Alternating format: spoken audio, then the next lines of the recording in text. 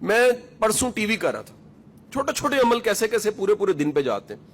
T V کر کے میں گڈ مارننگ کر کے نکلنے لگا تو اس کمرے میں جہاں پر سیٹ لگا ہوا تھا اس میں ایک بابا جی تھے. وہ چائے کی پیالی انہوں نے لا کے رکھی, سکے پتلے سے بابا جی.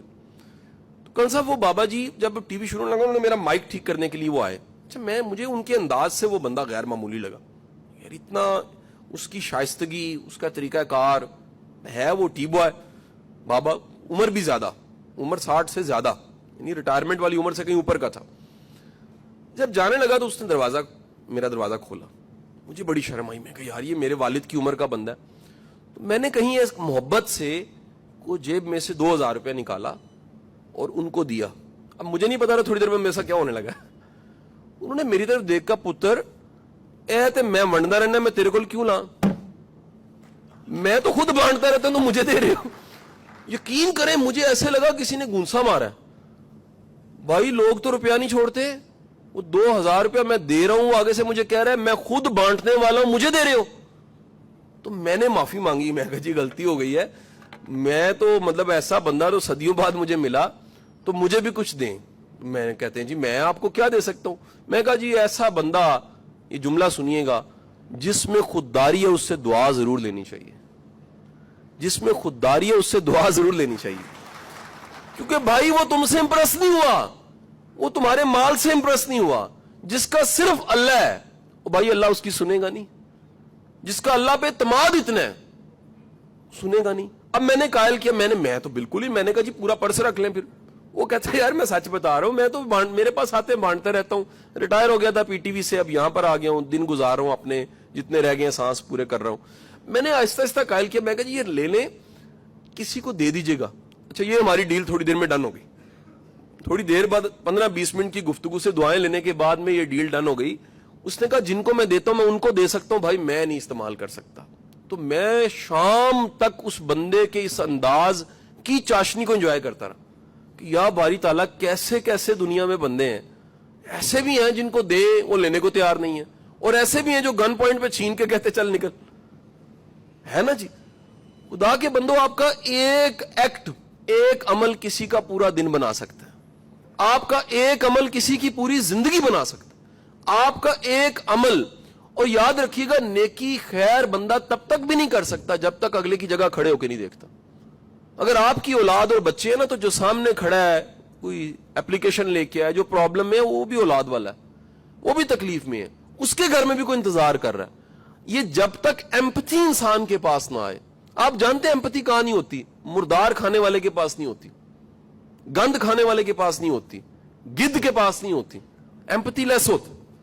تو یہ اپنی ایمپتھی کو زندہ رکھنا, ایمپتھی کا ہونا, ہمدردی کا زندہ رہنا انسانیت ہے.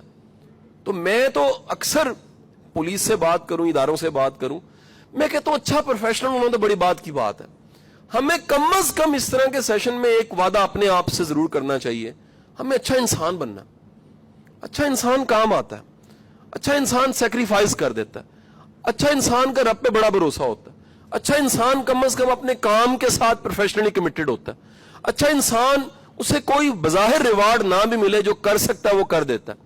سو کم از کم ہم اپنی زندگی میں ایتھکس کو اس لیے پیدا کر سکتے ہیں, کریکٹر کو اس لیے پیدا کر سکتے ہیں کہ اس کا ریوارڈ اللہ نے لازمی دینا ہے. اور میں ان 20-22 سالوں میں بے شمار عبرت کی کہانیاں میری آنکھوں نے دیکھی ہیں, اور بے شمار ریوارڈز والی کہانیاں بھی میں نے دیکھی.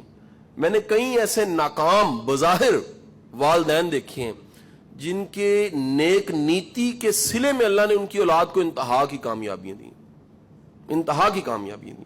میں ایک ادارے میں پڑھاتا تھا, گورنمنٹ کا ادارہ تھا, ہمارا ایک کوآرڈینیٹر تھا بچہ. ایک دن آیا, کہتا سر یہ دعا کیجیے.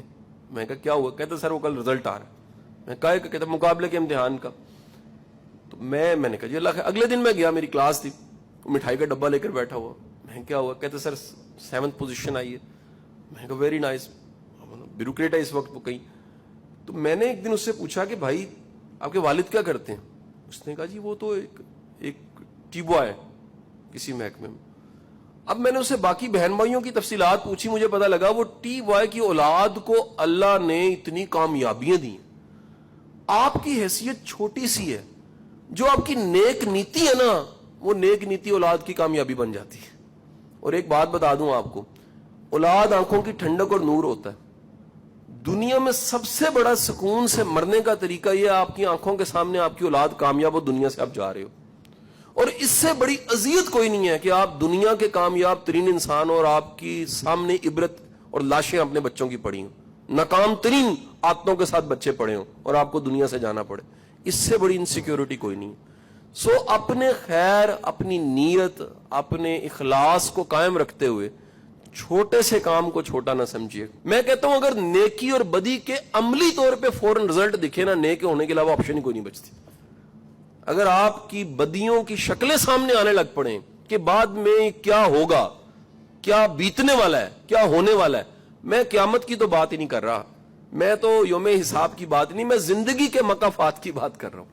یہ مقافات اگر دکھنے لگ پڑے تو بندہ حیران ہوتا ہے کہ یہ زندگی میں آپ کو کتنی کتنی بڑی عبرتیں ملتی ہیں. یہ زندگی بذات خود بڑی کتاب ہے, یہ زندگی کا سفر کتاب ہے. آپ بڑوں کی زندگی کا ایک حصہ دیکھ کے بڑا فیسینیٹ ہوتا ہے انسان نا بڑا محدود دیکھتا ہے, لمیٹڈ دیکھتا ہے. اگر پوری کہانی اور پوری سٹوری دیکھے تو بڑی عبرتیں پڑی ہوئی ہیں اور بڑے بڑے انعام کی کہانیاں بھی پڑی ہوئی ہیں. کئیوں کی کسی جگہ کی قربانیاں قدرت نے کسی اور جگہ ریوارڈ کی شکل میں ریٹرن کر دی ہیں. سو اس انٹینجبل پہ, نہ دکھنے والے پہ یقین ہی ایمان ہے. اپنی نیکی کے سفر میں, خیر کے سفر میں اپنے کام سے دوسروں کی خیر ضرور جوڑیں. وہ اختیار جو اللہ نے بغیر پھولوں کے دیا ہے, ایک پھول سے دیا ہے, چاند تارے سے دیا ہے, کسی بھی طرح کا اختیار دیا ہے, اس اختیار سے کوئی نہ کوئی خیر کا کام ضرور کیجیے. اور میں ضرور کہوں گا ایسا کام ضرور کیجیے جس کا گواہ صرف اللہ ہے. میں کہتا ہوں جی ڈپارٹمنٹل ویسے ہی مسئلے سارے حل ہو جاتے ہیں. صرف ایمانیات ایک ایسی چیز ہے جو بندے کو کریکٹر فل کرتی ہے. ایمان ایک ایسی چیز ہے جو بندے کو مضبوط کرتا ہے. وہ کیا؟ جب پتہ ہے کہ میری نیکی اور میرے خیر کا ریکارڈ کسی رجسٹر میں نہیں بھی ہے تو میرے اللہ کے پاس ضرور ہے. میرے رب نے کہیں نہ کہیں وہ خیر کے ریکارڈ کو رکھ دیا. جب یہ پورا یقین ہوتا ہے تو انسان پھر پورے اعتماد کے ساتھ اس خیر کے کام کو کرتا ہے. اب وہ قرآن میں کیا کہتا ہے؟ وہ کہتا ہے جی دنیا میں سمجھانے کے لیے کہہ رہا ہوں, آیت پہ بعد میں آؤں گا, دنیا میں کوئی ایسا نہیں ہے جو تمہیں ریوارڈ دے سکے. وہ کہہ رہا ہے اجر دینے والا, صلہ دینے والا اگر کوئی ہے اللہ خود ہے. اللہ سے بہتر ریوارڈ دینے والا کوئی نہیں. کاش کہ یہ بھی پریچنگ شروع ہو جائے کہ بھائی وہ صرف یوم حساب پہ نہیں, زندگی میں بھی شروع ہو جاتا ہے, معاشرہ ٹھیک ہونا شروع ہو جائے. ہمیں یہاں تو قبر کے نیچے کا بتایا گیا یا آسمان سے اوپر کا بتایا گیا, اس دنیا میں اور زندگی میں جو کچھ ہوتا ہے بتایا ہی نہیں گیا. سو کہیں نہ کہیں وہ خیر آپ کی چلتے چلتے آپ ہی کی زندگی میں آ جاتی ہے. اگین اشفاق صاحب یاد ہے تو اشفاق صاحب کا ایک اور واقعہ آپ کے ساتھ شیئر کرتا ہوں اسی موضوع پہ. ہم زمانہ طالب علمی میں یونیورسٹی میں تھے, ہمارا ایک فیلو تھا, اس کے نمبر بڑا آئیڈیل اپروچ تھی, لائک تھا, ٹاپر تھا, اینول سسٹم تھا تب انجینئرنگ کا. تو پہلے سال میں مجھے یاد ہے اس کا ٹاپ تھا, دوسرے سال میں پھر ٹاپ تھا. اب کہیں نہ کہیں انٹرنل وائوا ایک ہوتا ہے.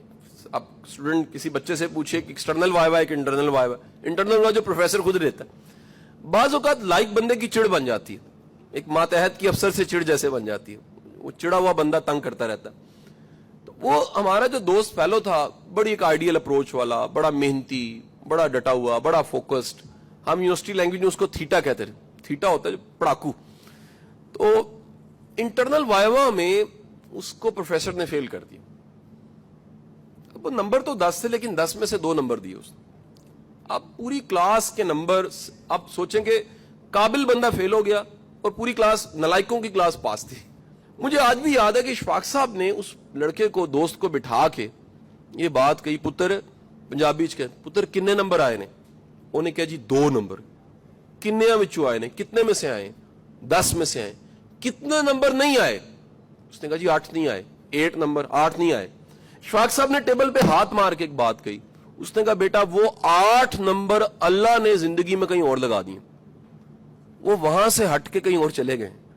اللہ کوئی محنت ضائع نہیں کرتا, اور یہ ریئلٹی ہے. مجھے زندگی میں